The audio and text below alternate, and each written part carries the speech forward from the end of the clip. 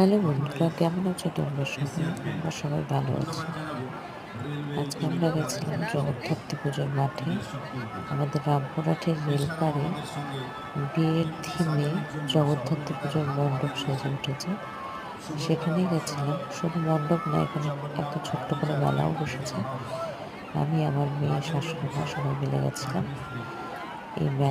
এই জগদ্ধাত্রী পুজোর মাকে দর্শন করতে। আর এই বিয়ের সাজে যে প্যান্ডেল হয়েছে সে প্যান্ডেল দেখতে প্রচুর ভিড় ছিল। লাইন দিয়ে আমাদেরকে জগদ্ধাত্রী পুজোর এই ঠাকুর দর্শন করতে হয়েছিল। চলো দেখো তোমরা প্যান্ডেল কেমন হয়েছে।